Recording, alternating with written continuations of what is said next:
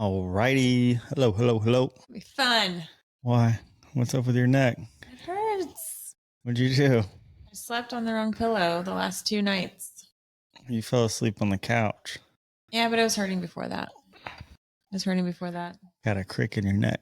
This has happened before, and I really think it's sleeping on the wrong pillow. I have my Tempur-Pedic pillow that I've slept on for about 5 years now. And when I don't, actually, that's not true because when I've traveled, I haven't had it and I've slept. I don't know what happened. Anyway, it hurts.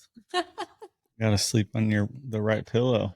Big crick in my neck. And if you're not watching this, if you're listening, you will hear the baby is eating in my arms. Not on the boob from a bottle, by the way. But yeah, if you hear some suckling, that's what's going on. Yes, Tyson is eating. So what's up? What have you been up to? What are you doing? What's up with your life? Just taking care of this little human being in my arms who is now 10 weeks as of yesterday. 10 weeks. Bigger. He is a little man now, not a newborn infant. Yes. That's definitely a full-time job, I would say. Oh, yeah. I'm sure you can attest to that by just... I get a few hours here and there by myself when you're out getting your nails done or working out or doing whatever it is that you need to do. Yeah. Which I'm very appreciative of that you let me go do all that. Some women, I feel like they'll be like for months or years, like I haven't had a day Really? myself. Oh yeah. Why not? Is that because that's just the routine that couples get into, or is that because the woman doesn't say, take the child while I go take care of myself for a couple hours, or I think guys just aren't interested in babies, or what's the combination of both? I think the biggest one is probably mom guilt. They feel bad leaving the child. Yeah. I feel like they're kind of tied to them in a way and they're fully responsible. And then I think mix that with a little bit of men not wanting to fully, take over for a couple hours. So So you guys feel guilty when you're not with your child? Yeah, I mean it's actually very strange now to leave and not have him because I kind of do this like double take in my mind of like, wait, I'm not supposed to have him, right? Like where is he? Okay, yeah, he's with Tyler. Like he's not in the backseat of my car. So yeah. Yeah, it's crazy that all he really needs is milk and affection, and he's done really well. Yeah. You've done really well too. Not that I had any expectations, like I've said before, but if I did have any expectations, you would have exceeded them. So Really? yeah. Thanks. Yeah, I think so. I think. What ways you think? I don't know. You're just very attentive. You're up 2 or 3 times during the night to take care of them, and you're very responsive and reactive to it. You've gone on the not attack, but you've gone on the you've just you've read a couple books. You're trying to do your research and trying to do your due diligence of what you think is best. And kind of what I've heard from all sorts of people is just like, every kid is different.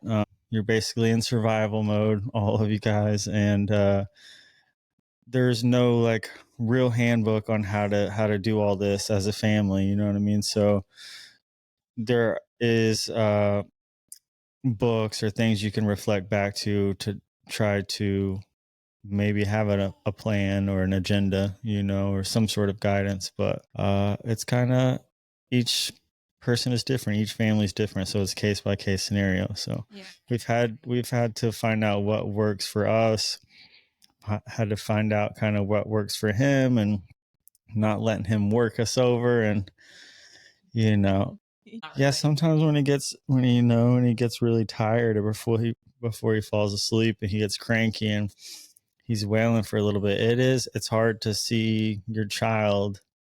And as a dad, I feel like helpless that I can't console him, or I can't. I mean, I guess sometimes, eventually you just got to cry it out until he rests, or until he gets so tired that he falls asleep. But yeah, but we definitely, it's hard to see that. We hold him, we console him. We're in the like, I think we're kind of getting past it, but we were in the witching hour phase. So okay, yeah. So talk about like what we had to do for this whole witching hour and what it is. And So, yeah, I think when the witching hour first started, we definitely both did not know what it was. I remember the day that it would happen. It was the day we were watching the Nickelodeon documentary, and he was just so fussy that night. And I'm like, what is going on? We were both passing him back and forth, trying to burp him. I don't know. It was just, I was like, he's he's farting in my lap just in case you can hear that. okay. I'm just letting you know that's not me. There's the baby. Yeah. Anyway, so that's kind of when it started, and it was around 5 weeks. So the research I've done has been witching hours typically around 5 to 9 weeks is when it lasts. And obviously towards the end of the night when they get fussy, they've had a whole day. They don't know what's going on. They're fighting their sleep. And we've just had to deal with it. But honestly, it hasn't been that bad. What are your thoughts on it? He was just screaming at the top of his lungs. I'm like, man, I'm like, you all right? You got something you hung up somewhere, dude? You good? Hanging on to what's going on with them? You all right? Well, so then when it started happening every night, then we're like, okay, what is this? So we looked it up, and yep, it's the witching hour, or purple cry is another name for it. But the remedy, Purple cries? Purple cry. I don't know why. You're in the trenches, man.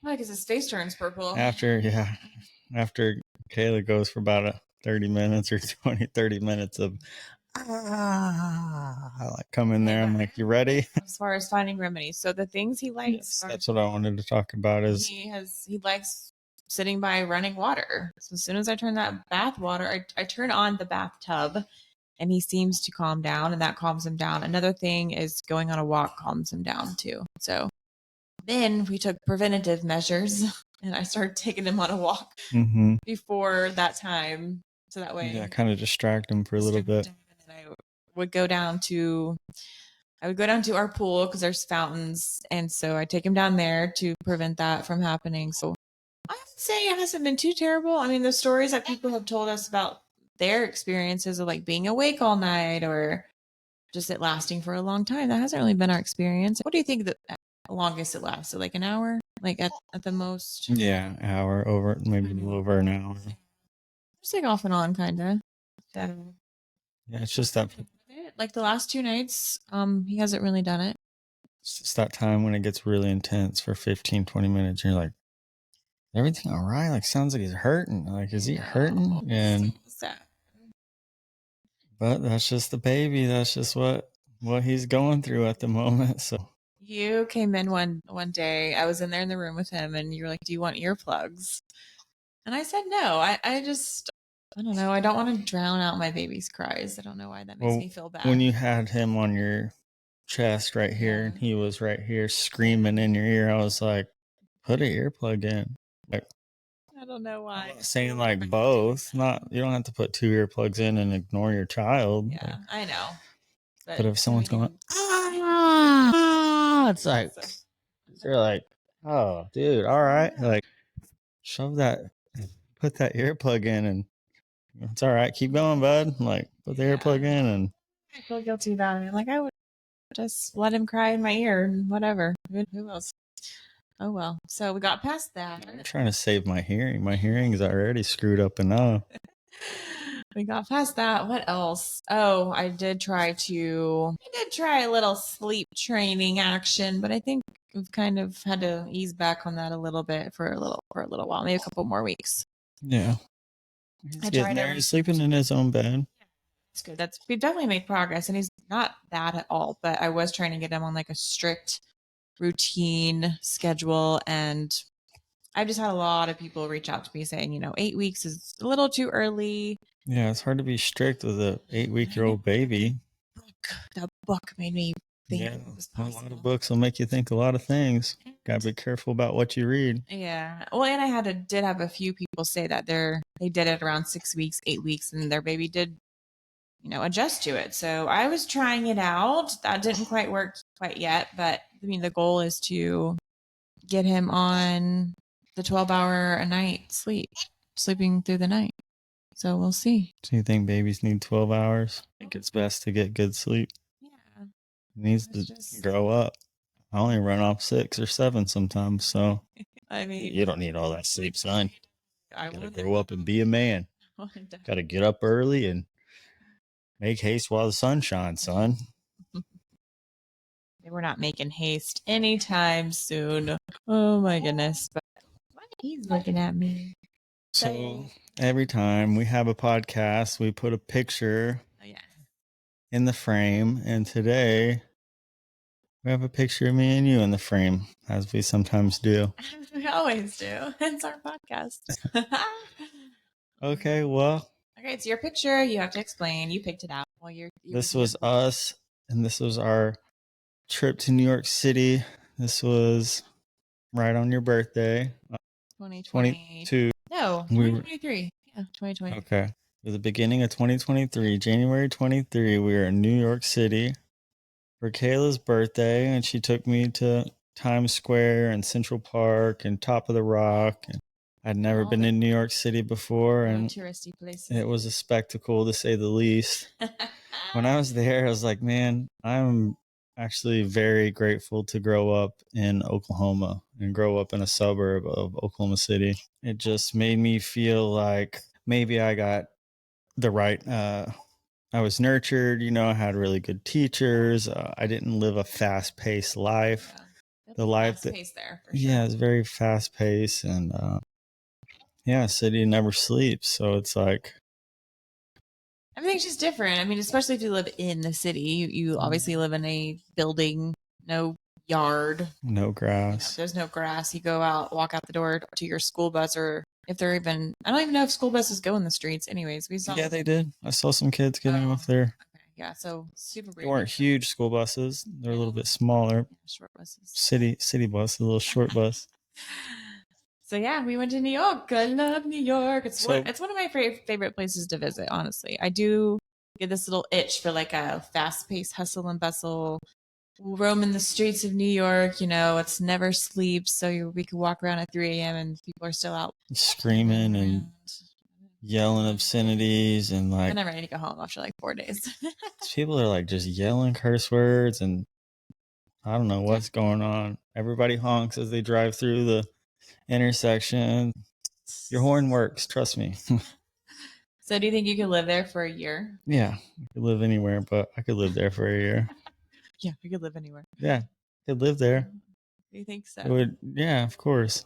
Okay. So, but this picture was taken at the 9/11 memorial, and so it was raining that night. We wanted to go see the 9/11 memorial, but it was raining, and we were like, oh, we don't want to go out there. We were stuck in the Oculus. We were hanging out in the Oculus. So we were hanging out in that awesome building, and Kayla was trying to find an umbrella, and she's walking around all these stores. Couldn't find an umbrella, so we're like, you know what? We're only here for a little while. Let's just go out in the rain, go over to the 9/11 memorial. And as soon as we walked over there, in the rain, nobody around. There wasn't anyone around, which for the middle of New York City is like, why is there no one around? This is strange. I looked down on the actual memorial. Floating was an umbrella flipped upside down on the water. And I said, Kayla, look. You're like, oh my goodness. I said, that's destiny. I mean, just far enough where we could reach it. We had to kind of reach over a little bit. I had to reach out. So if you've ever been to the memorial, obviously the outside part where all the names are, right inside of it, there's like, a little drop down, and that has water in it. And then obviously the big for about 3 or 4 feet, for it. Yeah, this black umbrella just right where we walked up to. Just be like, here, Kayla, I got this for you. Wink, wink. So I popped open that umbrella, and we took some photographs, and we stayed dry. And we still have that umbrella. I think it was only us and the police officers that were out there that night for a while. Yeah, that was kind of cool. It's kind of cool being all dreary, and it was kind of foggy. So the buildings, you can like totally see the tops of the buildings. And then I thought it was cool, though. I thought it was cool. We had to see it. You were only there for a short amount of time. So that was cool. That was our New York experience. And then we went to New Jersey for a night. That was when we were doing half of my birthday, half Ashley's baby shower. So how did we get? Oh, we took a train. We took a train to New Jersey. We were kind of hungover the next morning because we stayed out pretty late. And Yeah, it Times was Square. horrible. Right on the train, you're hungover. It's horrible.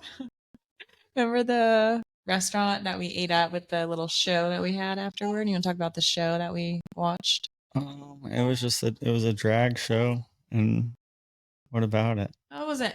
Wasn't really a drag show. It was. Maybe it's not a drag show, but there was one It's drag like queen there. this duo that's like a guy DJ and then this a drag queen, and they're like a duo that they go around and do their shows, but they just do sing. Yeah, she was entertaining. Yeah, she was like entertaining the crowd.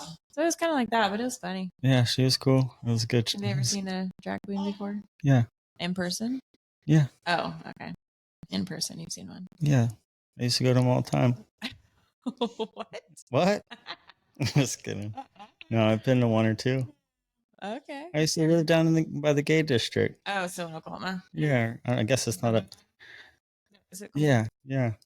We went there one night. My buddy Jared, he's like a big alpha male guy. Yeah. Okay. And we met a bunch of friends there. Okay, just making sure. It wasn't just you and guys. I can do whatever I want. I'm a grown man. If I want to go hang out down at the gay club or if I want to go hang out at a drag show, well, I'm good. We're good. It ain't no thing. No, but I was there with a bunch of friends one time. Okay, I'll be honest. I've only been to a show like that like once or twice, but we were there with a bunch of friends, and of course my alpha male friend Jared's like right down in the front, and so he was getting a lot of attention, and he got really kind of uncomfortable, and You can't sit in the front. it was funny. It was really funny. I was like, out of all the people that deserve that attention, it was him. So was it the brunch or was it the just that night? It was definitely not during the daytime. Oh, I went to they do like a Sunday brunch there. Well, they're up and at 'em. They're It's called ready. like church. It's called like something church. 'Cause it's on Sunday. That's a little deceiving. It's like on Sunday. We did that and it was so funny. We took Andrew there, Rachel's ex. Yeah. Oh man, he had to go on stage and everything. He had to, or he wanted to. No one has to go on stage. He didn't have to, but they called people out of the audience. He ran up there. He jumped up there as the first one. They brought like 4 or 5 people up there, and they like definitely picked on him. It was funny. He showed up next weekend. I'm just kidding. Sorry, Andrew, you're listening to this. Nothing will be. Actually, I'm sure something will be. I've been to 2 other ones. Hamburger Mary's. Have you heard? I've heard. I think you've told me about that. Yeah, that was in Tampa. Before I lived here, way before I lived here, I was visiting and to do that. That was man, that was intense. And also in Miami, there's a brunch place. It's called crap. No, what's that one called? Oh, BB House. Anyways, that was a spectacle as well. But that was fun. Anyways, that's our drag show. But so yeah, that was New York. Way before this little guy was ever a thought in our mind. Right? Not way before. Couple 6 months. Way before. Oh, it's your birthday month. It's your birthday. Yeah. Month. Are you excited to turn another year old? No. I think I'd want to be 29 forever. 29's good. What were you doing at 29? I mean, do you really want to go back to being 29? Yeah, I'll be 29 forever would be good. Never quite 30? Yeah, never 30. I love 30. I don't know why. Really? I would be 30 forever. Good. Not that I want to relive my 30-year-old year, but. Good, because I want to be younger than you and you can be older. Apparently. Yeah, so I don't know what we're doing, but I love birthdays, celebrating birthdays. Well, not never, but we won't top last year, this year at least. You don't think so? If I can get away with surprising you with all your friends. I need to be surprised. Okay. I don't need to be surprised to have a good time. What's a good time to you for your birthday? I just like everybody being together. That's what's special. Yeah. It's like you always have everyone's like, oh, I'm busy. I got to do this. Or it's got so much going on. And it's like, so whenever I get everybody together, all my people together, it's like, that's what I want. So last year on my birthday, when everybody was on the boat, me looking around and seeing my brother-in-law talking to our friends, Chris and Chloe, or, like just all the friends that hadn't met yet and don't have those deep relationships is like everybody on that boat. Like I love and have feelings for. So to see them creating relationships and bonds, it's like that's what I want. Yeah, that's your thing. You like people. You like your friends and your family, and you have really good relationships. Yeah, that was cool because I feel like everyone didn't just stick to who they came with. It was like everyone kind of split up and kind of it's good. Good. Yeah, that's good because I think that all those people on there are really good people, and so they all need good people in their lives. So yeah, and they all live here, which I was just thinking about this earlier. The times have changed as far as hanging out with people, and it's so sad. Like I was just thinking earlier, there's a particular friend, I will not call her out, but like we live very close to each other, and every week we're like, we're gonna get together, and we never do. And earlier I was just thinking, like, what's up with just why can't I just show up at your house and walk in your door? Like, hey, what's up? It's like that's so or vice versa. That's a weird thing to do now. It's like Yeah, that's true. Just to show up to someone. They want to.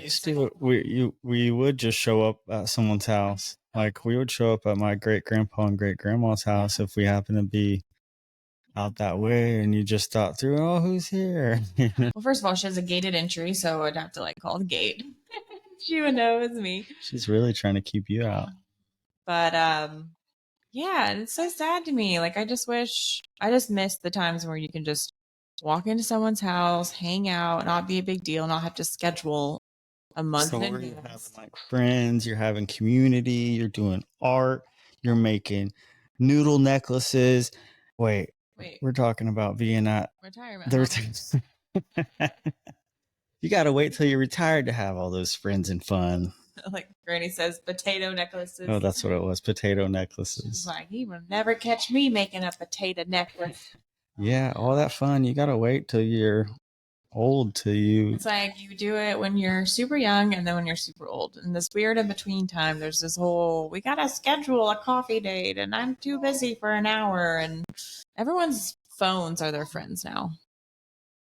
People would rather be sitting at home on their phone, looking at the world than being with the people in the world. We're all dumbed down. Everybody's dumbed down. Yeah. The cell phones were made to make our lives better. They were supposed to help us out. When we were young and we were in school, they would say, you got to take this calculator with you. You got to. So it's like, now you have your phone, you got your calculator, you got your social media, got your flashlight. Yeah. Everything is on it. Super convenient now these days. Yep. So I in my opinion, when the people or whoever's, up above, in my opinion, they want you looking down. They don't want you looking up. Well, the people above want you looking down, not up, huh? They want you straight.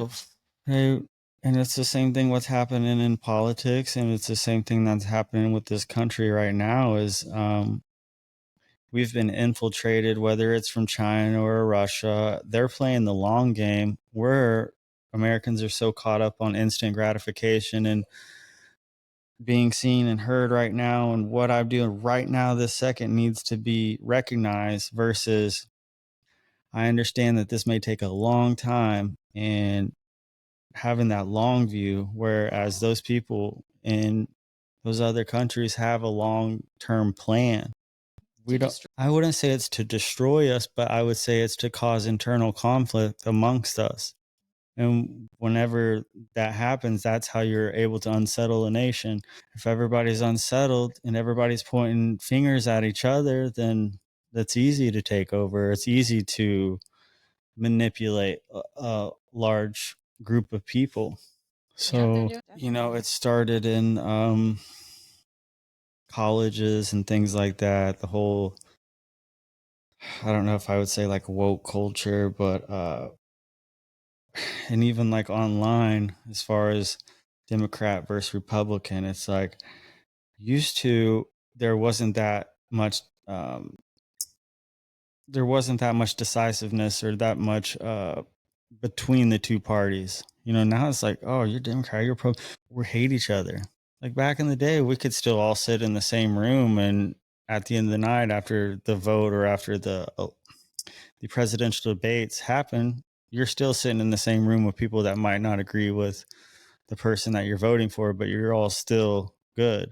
Now it's so um, divisive, not divisive, yeah, divisive, so divisive that we can't even agree to disagree.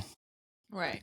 And all of that, I don't think stems from the Democrats or Republicans. It stems from other people getting in the middle of this and putting out false information or trying to get attention or try to create a buzz so that someone clicks on it and someone sends it to somebody else. And then, so I just try to remain neutral in all that stuff, because even let's say that you are a Democrat or Republican, like, okay, we only have two candidates to choose from, A or B. So you're either A or you're B. It's like, it's hard to put all of us in this entire country in group A or group B. That's not how it is. That's not how we think. Things are so much more complicated than that. Yeah, it's not black and white, it's gray, but they make us choose black, basically. They just want us festering. They just want us upset with each other. Yeah, they want to distract us and while they behind the scenes are like, ha ha ha ha ha, look what we're doing. Well, there's a lot of farmland that's being bought by China right now, and it's like, why are we selling our land to another country so that they can farm? It's like, we already put so much into China, as far as we get a lot of medications from there, all those surgical masks. You can walk around in your home and you can see how many things in your home are actually made in China. And it's like, that whole country is not it's not bad country or good. It's the people that are running that country see the people as the number of people that they have is a resource, right? Mm-hmm. Yeah. So they're willing to use those people as a resource. And I don't know if you look at people like that, if that's a healthy way to look at things. How much is a person's life worth? And they're willing to risk a lot of their own people's lives, and what are they willing to do with other people that are all the way across the world?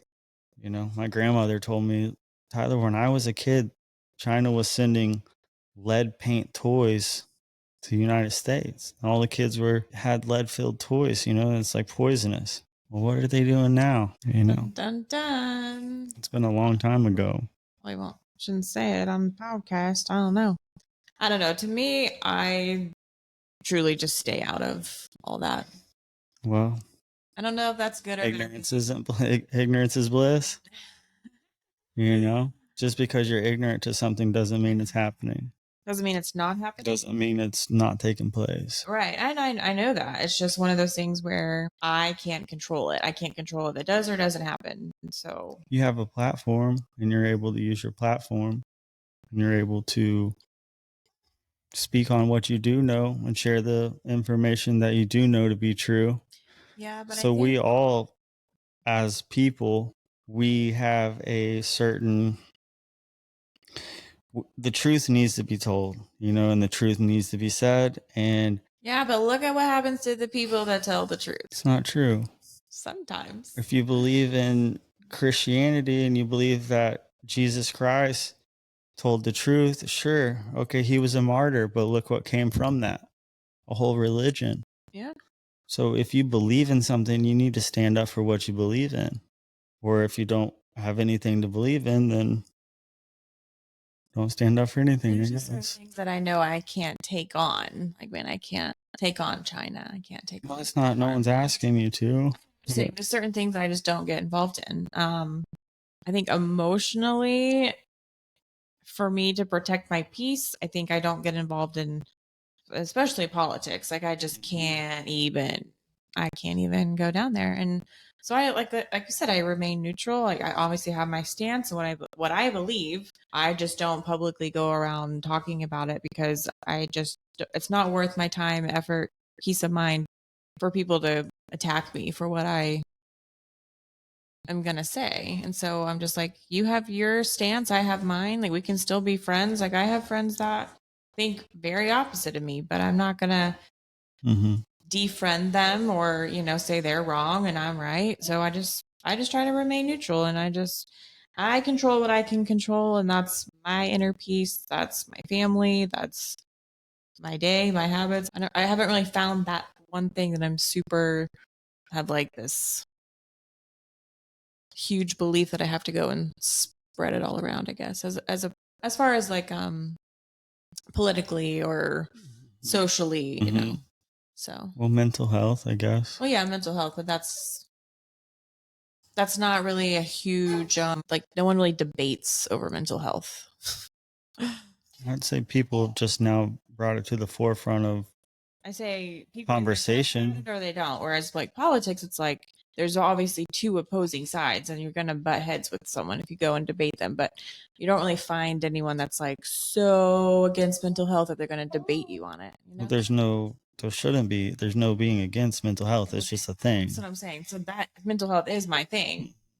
So I'm not. I mean, what in mental health? Mental health is just a topic. What do you mean that's my thing? Like, when you say that? Let's talk about, the importance of therapy, the importance of self-awareness, kind of going down that like healing journey that you need to understand yourself, taking part in, like I said, therapy, journaling, however you meditate, all the things. Yeah. So that's my, and Tyson agrees. Yeah. That's my thing. So as far as like again, socially, I just keep my mouth shut, really. I just keep my mouth Well, I shut. would say if mental health is a concern for you, or it's a big topic in your life, then I would say that would be your social topic, would be mental health. So that is a social subject. Yeah, that is social. I'm talking about like abortion or civil rights or I don't think there's gender much equality. Like that's the stuff that I just don't even talk about. Transgender, like you know what I mean? Like I don't get into all that. All the mainstream stuff that is actually going on right now as far as gender and politics. So there's just stuff that you don't really care to talk about, really. Yeah, I think for me it's more about saving myself the animosity that it could cause. Somebody else or you? Me. So you don't want to touch those subjects or speak on those subjects or use your platform to talk about those subjects because you don't want to be ridiculed for the way that you think about them. Pretty much, yeah. Yeah. Oh, that's good or bad, but this is your platform and you can choose to talk about whatever it is that you want. And if you want to steer away from subjects, then that's okay. And if you want to get into it, then that's okay too. Yeah. And I have I have my beliefs. It's not like I don't have beliefs or thoughts about them. I just choose not to say them about them. What do you mean? The subjects. Oh. Yeah. Okay. What are you talking about? I don't know. You said it. I don't. About beliefs about them. Yeah. Like I have all my beliefs about where I stand when it comes to social things, the social norms of as far as, in politics, they kind of have what they believe in socially. So, speaking of your birthday, which is May 29th. Memorial weekend every year. Actually, this year it's on a Wednesday. So that's right. So yes, that's on a weekday this time. We'll celebrate hump day. Yes. What row? Finally, I get a hump day to myself. So what you gonna be wanting to do that day? No. Ride a camel. Hump day. All right, so we want to talk about what you are launching on your birthday. Well, I don't know. Launching, I guess is the right word, but I've been working on a book, and it's so I've been working on a book of short stories, and they're not my stories, they're my father's stories, and they're a first-hand account of just some silly short stories that he has written about coincidences in his life and things that have happened to him. And so the last year and a half or so, he was incarcerated, and me and my dad talked on the phone, every other day. We talked a lot, and he oftentimes was the voice of reason for me throughout my whole life. And that last year and a half, I was kind of a voice of reason for him. And so we talked all the time, and he had a bunch of ideas, and he actually got to accomplish some things in there while he had all the time to do it. And I told him, I was like, you said I always wanted to read more. I always wanted to, write a book. I always wanted to invent stuff and work on my designs more. And I'm like, now you got the time to do it. So while he had the time, even though it was a horrible place where he was, and his story is really incredible. And we've talked about that on past podcasts, and I'll continue to probably share that story. Essentially, I gathered all his writings that, he wrote about coincidences, and this is the book that we have put together. So I have a really good friend of mine who graduated from writing school at the University of Oklahoma. We played basketball together. Tyler Worsham, shout out to him. He's an awesome person. And him and his wife used to work for a publishing company, and he kind of guided me through this process of creating this book. Kayla, you were really helpful. You helped a lot during this process. My friend Ben Saucier, who I've been working with in Saucier Studios, we do a bunch of artwork and stuff together. He's a really incredible person. He did the cover. He also did the back. So he's working on a lot of illustrations for us in our books that we have coming out. And so this is about 19 different short stories in here. The book is entitled Coincidental, and that will be available on my birthday. We'll have that where you can buy it. It's like $13 on Amazon, and that'll be the first of many. I think it kind of I don't know, it's really awesome to look at it. I was kind of getting emotional today looking at it, and just thinking about what it took to get here. So yeah, that's so exciting about the book. I feel like I didn't do much. I told you how to kind of translate it, and then helped you with the cover. Well, I didn't do the cover, but I helped you put it all together on Amazon. So that'll be available on Amazon on May 29th. Tyson, say bye-bye to the camera. Tyson had to leave the room. He had to go get in his swing. You little bastard. That thing looks so comfortable. I want to swing all day like that. Like a hammock. Yeah. I think we have hammocks right downstairs. No, can I go there every other hour for 2 hours and swing? Do whatever you want. My dad used to say you can do whatever you want. There may or may not be consequences to the things you do, though. That's what he used to say. You don't want to go to school, don't go to school. You don't have to. You really don't. Don't go. See what happens. That's what he used to tell me. I'd be like, hey, you don't want to go to school, don't go. Don't do it. I'm like, better go to school. No, you don't. So I don't want to pay those bills or have. But you don't have to do anything you don't want to do. But there may or may not be consequences, so you just have to remember the consequences.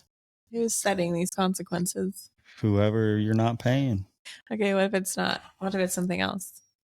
What do you mean? What if it's not ever going to take Berkeley out ever again? You don't have to, but he just might poop all over the carpet. You don't mind a little poop all over the place, a little pee. God. Poor guy. No, I would never do that to Berkeley. The consequences, he'd be mad at you. Okay, what? Your favorite rapper has been under a lot of stress lately. So your favorite rapper has been under a lot of heat too. So hold on. Obsessed with P. Diddy. First off, I'm not obsessed with P. Diddy. I'm obsessed with the entire situation about what's going on. I'm obsessed with the situation. Okay. Every day it's like, guess what happened to P. Diddy? No, but you guys, everybody needs to understand, like, okay, this Kendrick and Drake rap beef, what's that about? Kendrick is your homie. Wait, so who are you saying is my favorite? Kendrick? Drake. And Kendrick's going to be pissed when he hears that. He's probably going to come out with another. Kayla knows Kendrick. They used to be buddies, whatever. They hung out before. You still like Drake over Kendrick? Wow. I just love Drake's music. I like Kendrick's too. If I'm picking, just know I'm Team Kendrick. Oh, now just know just know if I gotta pick teams, we gotta go red or blue or whatever. Pick teams, I'll pick Kendrick. Wow, that didn't seem like you were really down to ride earlier. No, I like him. I like his wife. His wife's cool. His wife used to do my eyelashes. Yeah. We're Oh. buddies. But Yeah, so what do you think about the whole rap beef? Like, who started it? What happened? You've been down the rabbit hole more than me. I haven't heard any of the songs. You've heard the songs. I haven't heard any of I them. see it yesterday. I was like, I don't even know when this started. But I obviously have heard a couple songs, and you know the Google image of Drake's house being say it's owned by Kendrick, and I don't know what happened though. You told me something about the whole like comparing themselves to Michael Jackson and Prince, and that's Oh how yeah. it So started. what? Yeah, yeah. I think that's So I how know. it started. I don't know all the facts. I don't have the facts. You know more than me. I'm sure you do. But Kendrick was comparing himself to Prince, and he said something like "I'm Prince" or something, and compared Drake to Michael Jackson, like the king of pop. And it's true. It's like he's kind of like the king of pop right now. I think that Kendrick was comparing the two, and he said, "Yeah, sure, you can be Michael Jackson. I'm Prince. Everybody knows Michael Jackson was the king of pop. He was. He was the biggest thing. But Prince may have been not as big or didn't get as big. But if you go back and look at his music and his lyrics and his songs, his music, he was saying that he's actually more talented, that he's more of an artist than Michael Jackson. It's kind of so that's what Kendrick is saying. Like, hey, listen, I'll never get to the stardom that you'll probably get to, but he doesn't want that. But if you go back and look at my stuff, you'll see that I wrote all my stuff and I made all my stuff and this is me. Whereas now they've come out and said that Drake has had a lot of ghostwriters, which in the industry, I think a lot of people have ghostwriters. You always have writers, you know? So, but the thing is, you can't be somebody, and Drake has even admitted to having ghostwriters, and some of his verses, he's talked about it. And so but you can't pretend that you don't, or can't say that you don't, and can't claim that everything is yours if it's not. What he's doing. I think that may be some of the issue, but I think more so what the issue is now is that everybody thinks that Drake is just run by the industry guys. And, you know, there's been a lot of people come out that say, like, his boss, which I won't name his name, but he's pretty much his, you know, his LG. sugar daddy. LG. So that they say that he's his sugar daddy. You can't say. Well, I'm just saying. And so you think that this isn't like the big deal, or that I'm obsessed with Diddy, or that, but the thing that I now recognize and I now understand about all of this stuff that's going on is the hip hop. And even Suge Knight said this from jail, and Suge Knight was P. Diddy's rival, you know, Death Row Records. It's a sad day for hip hop, he said, when that stuff happened with Diddy. And the reason why it's and that's his competition, or he's saying it's a very extremely sad day for hip hop. And the reason why it's sad is because now everybody knows the truth, that this is all smoke and mirrors. This is all fake. Like, all this stuff that you see, Drake is from Canada. You know what I mean? Mm-hmm. Like, you want to talk about, I mean, maybe there's some ghettos and some hoods and stuff there, and maybe there's some slums or whatever, but as far as I'm concerned, he was put into the position that he's, you know, and not to say he's not talented, not to say that he's not great, but there are people above him that are making moves. And this all started in the early 80s, and it started by some rich white men who said, this is the direction that I'm almost even scared to talk about this, to be honest with you. This is the direction that we are going to take hip hop. And the reason why we are going to make sure that hip hop goes in this direction is because we're going to promote guns and violence and all this stuff, because our agenda is to keep these private prison systems full. Private prison systems being full, money comes in from the government to these private prison systems to keep these the funding going, and all these big corporations, they're actually for the private prison system. So whenever you have an inherently group of people that just wants to stay bad and stay doing drugs and stay shooting each other, and they really promote this violence, like it's promoted in these songs. These people are talking about shooting each other, doing drugs, prostitution. Why do we glorify that so much? Why is it being glorified? It's being glorified because they want you to want that as well. so that they can keep you suppressed. So I feel like I have been put, because I liked hip hop, I like rap, so I follow these people. And if they're going to say all these curse words and all these bad things, and then it's going to be in my head, you know what I mean? It's subconscious, well, or like you're brainwashed. it's just they steered hip hop in that direction and made sure it went down that path. Now what you're seeing is all of these people are being exposed. My hopes in this will be that people that are independent artists, musicians, artists as far as painters, movie directors, people that aren't in these elite Hollywood groups, maybe they get some shine. Maybe it's time that some independent filmmakers get the glory that they deserve, because maybe they're being shunned because they're not part of a certain group. So what happens is when you start deplatforming these really big people that are regulating these industries, then you start seeing some real diversity. There's actual diversity out there.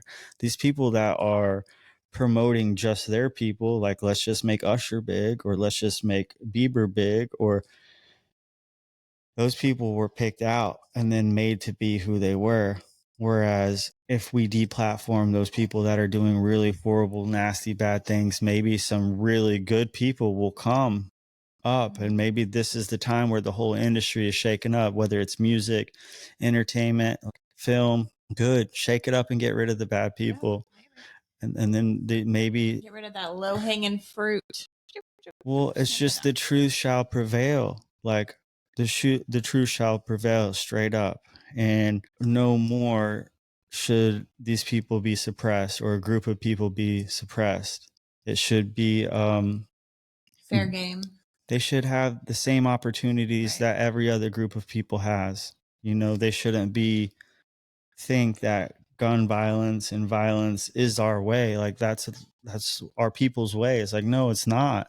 It's not that. You've been tricked into thinking that. Yeah, exactly. You've been tricked into thinking that selling drugs, violence, and doing all this stuff is like the mentality, and you think that's the culture, but that's the culture that they invented. Yeah. You know, so I think we have all been sold something that isn't real. And that's the most upsetting thing about all this. When you see this beef with Drake and Kendrick, people can compare it to the East Coast, West Coast of Biggie and Tupac. Okay, well, what happened with Biggie and Tupac? Tupac got shot. He died. Then what happened? Biggie got shot. He died. Why did these two guys get shot and died? Is it because two guys are just right? Those guys used to be best friends. Why did they both end up murdered? I don't know. You said something about people want to kill these people because they're profiting off of it. Just take their rights to their music and stuff. These people are profiting off of young black men dying in the street because they have the rights to their music, and those albums are going to produce 20-30 million dollars. And then whenever that person has gone away, they don't have to deal with that young teenage man anymore. They can collect the money off of their albums, and then they send a big fat check to the family once a year. Yeah, I don't know. You are way more into that than I am. I mean, it's because it's and I'm not, I mean, I guess I'm a little worried to talk about it, but the fact that I can put this together as a person sitting here on my couch and know all this information, you have to know that people that are higher up know all this stuff too. You know, oh yeah, the information is known. I don't know how it goes so deep, it goes so wide. I just don't know if it'll ever be resolved. The thing is, the truth will prevail. Yeah, but I think what somehow it always happens or gets exposed is it always comes back to some sort of child trafficking, sex trafficking, minors. Like, why does it always have to come back to like pedophilia all the time? Why is that always a thing? Because, in my opinion, whenever you have the utmost power to be able to do anything, what is it that you do if you have ultimate power and control? You do the things that you're not supposed to do. And that's the number one thing that you shouldn't do, is mess with kids. And so when you are able to do anything and everything and get away with it, that's the stuff that they reflect back to, because they've done everything else. and it's sick to think about, but it's true. It's like it is. Yeah, it's like the forbidden fruit. and the thing that I heard with the whole Epstein stuff was like the way he would do it would be you guys are playing poker and you're in a poker game, and I could see how he brings this upon people slowly. It's a slow trickle, it's you're playing poker with your boys, you got a cigar, maybe a drink, and drinks running out, and you're deep in a hand of poker, you got thousands on the table, and someone brings you a drink and it's a topless girl and she's just working the party or whatever it is, and oh wow, this girl's kind of young, it's like, well, are you so offended that you're going to get up and leave all the money on the table? Or it's like, no, I'm probably going to finish out this hand. It's not that bad. I mean, she had her top off. I got a drink, but then you don't know that he's filming all this stuff. And then later on down the line, he's like, yeah, I remember that drink you got from that cocktail waitress. Well, she's 15 years old and I got that on tape. And, and then so that's when it becomes, and people are like, oh, I'll do whatever you need me to do. And so do you think that's what P. Diddy is? So when you think about it, you think he's worth 1 or 2 billion. You're like, gosh, dang, that dude's rich. Well, the people above him, some of those companies were worth 80 billion. So if he's that bad, how bad is someone that has 80 billion or a company that has 80 billion? What are they doing? It's in my opinion that he is obviously an informant for the feds and for obviously. It's very obvious when someone comes into your home. Let's say it's whoever, police, local police, a federal DA, whatever. If they come into your home and then they leave and you're not under arrest, then what does that tell you? You have special. It tells you either A, you're not doing anything wrong, which why would they be at your place if you're not doing anything wrong? So that's a bust. Doing something wrong. You're not under arrest. That means you haven't broken any laws.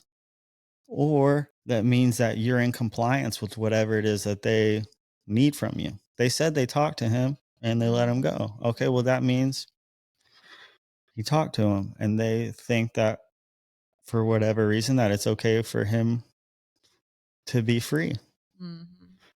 So that means that he is complying with whatever it is that they're asking. So it's in my opinion that he has been working with them or someone up high up for a long time, giving them information as to whatever information is that they need.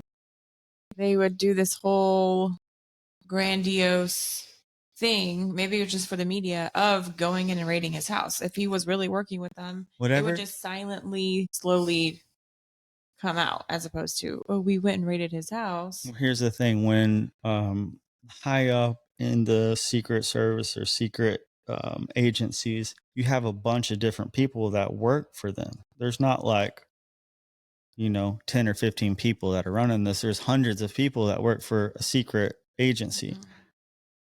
Maybe there's 5 or 10 that are in cahoots with Diddy, or 4 or 5 that are running a certain operation. Everything is very compartmentalized. So other people within the agency might not even know that he is an informant. Does that make sense?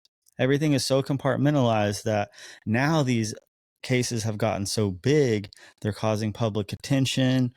That's why other people within the agency might start looking at him, whereas they weren't looking at him before because there was a handful of them that know we're getting information from him, so we're going to leave him alone. But before you raided his house, wouldn't the people that did know have to be informed? His house is maybe they were the ones to do it. Yeah. And then those people say, we need these tapes. So-and-so, our friend went in there and was doing this, and you need to get that tape back before it comes out. Definitely sketch that he is not in trouble. I mean, it's been, I don't know, a couple months now, and there's really been no more news about it as far as what is in it for him, as far as what's going to happen to him. So why is that? Why he hasn't been arrested? Why hasn't he been in trouble at all? Not even arrested. You answered your own question. It's because he's an informant. I'm serious. Yeah. Okay. And that's what happens. So what happens? Yeah, that's what happens with people that make a deal with the government or whatever. Make a deal when this happens? Like, okay, no. He made a deal a long time ago. 20, 25, 30 years ago. if you remember, and if you go back to, this wasn't Rock the Vote, but it was called Vote or Die. Do you remember Vote or Die? No. Guess who was running that campaign? Guess who was a part of that? Diddy. Vote or Die. So he was in cahoots with a lot of people in the Democratic Party. I mean, take what you will from that. So he has a lot of people that are high up that are friends. Yeah, for sure. Yeah. So like I said, it goes so deep and wide. We could do a whole episode on this topic, especially since you're so well versed in it now. I mean, no, I just think that, like, it's funny that the Kendrick and Drake thing is getting so much attention. It's like, these are just two artists that are talking shit about each other. That's really what's I'm sure happening. that's happened before, right? With other artists. But it's just crazy that it's happening at the time when these record labels are under a lot of heat for some bad allegations. So you think it's a coincidence? It could be all, premeditated. Yeah. You can guarantee that whatever is being said on the news or whatever is being told out in public, it's supposed to be a distraction. It's just not always the truth. Why would we come up and tell you guys everything that's going on, exactly how it is? That it's not beneficial to them. I think a lot of the news is just a distraction. Like, why would they all of a sudden come out and say, "Oh yeah, we know about aliens"? What? Of course you do. You've been knowing about it, but for some reason right now you want to cover something else up. Like during COVID, they started talking about aliens. Like, what? Oh, we have footage of UFOs. Everything's a distraction to get you to turn your mind to that and turn it away from something else. Right. Absolutely. So that's why I mentioned, like, why would they make the P. Diddy thing such a big deal? It made it very, very public. So they're obviously trying to hide something else. Well, they're making it look like they're going after him, but he's working with them, or he has worked with them. Yeah. So I don't know. We'll see what happens with the Kendrick and Drake. If they'll hug it out or if they'll continue. No, Kendrick's pissed off. You don't piss off a dude from Compton. That didn't work out well. Seriously, I mean, Drake, he used to be in a wheelchair, so he's probably. I think he played like that, right? He's probably really pissed too. He used to be in a wheelchair. Yeah, well, I think he's made Degrassi. I never watched that show.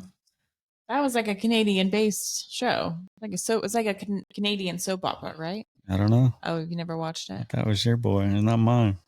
So I thought. What's Kendrick's real last name? K. Dot. K. Dot. You told me. You said that the other day, I think, but should we say it? We probably shouldn't say it on air. We're going to get a beef rap track against us. We're going to get laid out. And anyways, we'll talk about that. Yeah. But if Kendrick's your boy, you would probably know his last name. Well, he's not my boy either, but I like his stuff. Yeah.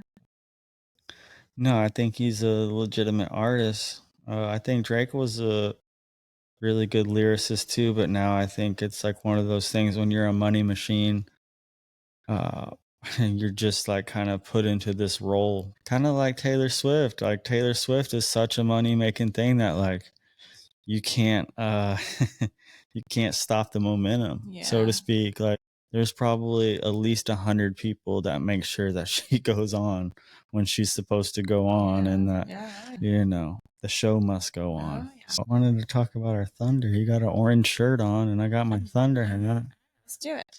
Is that why you're wearing your orange shirt? It's like red orange, but no, it's orange. Can you talk about it? Thunder.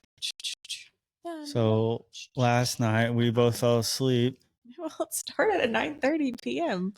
When you live out here on the East Coast, sometimes those games start late, and the Thunder and Dallas Mavericks started last night at 9:30. So we had to wake up and watch some highlights, but the Thunder pulled it out. They just closed out a series 4-0 against who did they just beat? The Pelicans. The New Orleans Pelicans. Good job, Kayla. I've been into these NBA playoffs. Yeah, well, really it's because we got the Thunder, and they're awesome, because I want to talk about they're awesome because they're young, but they play like a team. Like I haven't watched a ton of games this year, but when I watch them, first off, they're really good. They're talented. They just play together, and they have probably like 8 or 9 guys that can just hoop. Whereas typically the league is like, this started years ago, but with Ray Allen, Kevin Garnett, and Paul Pierce with the Celtics, they got the big three, is what they called them. And they got those 3 guys and they went and won a championship. Well, then I think teams have been modeled like that for so long now.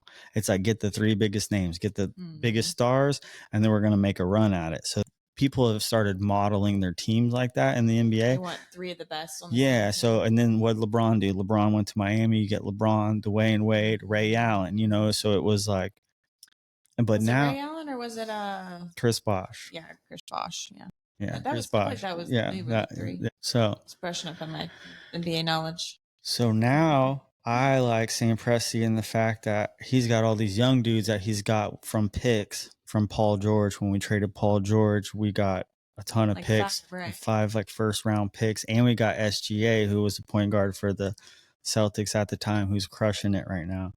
So I think it's awesome that we have 8 or 9 guys deep that we can run with. And we run a little bit smaller. Like we don't have a huge, we have Chet. That's kind of like a stretch 5. If you say it, like he plays outside and he can shoot, but they're so talented and so fun to watch, and they have each other's back. And I think that's why they're going to hopefully beat the Mavericks, is because they play together. They don't play this one-on-one stuff. They can if they have to, but they have 2 really good lockdown defenders, and they go at your best players and they just challenge them. And that's like that old school mentality, that hard-nosed defense that like guys in the NBA sometimes the last few years have been soft, and they just want to score more points than you, and they don't want to play on the other end of the ball. And now we got these young kids that are just like going after it and playing. It's just funny. I feel like Oklahoma City is just like this. I don't know if it's Oklahoma and small town and southern whatever, but do you see how they do all their interviews together and not separate?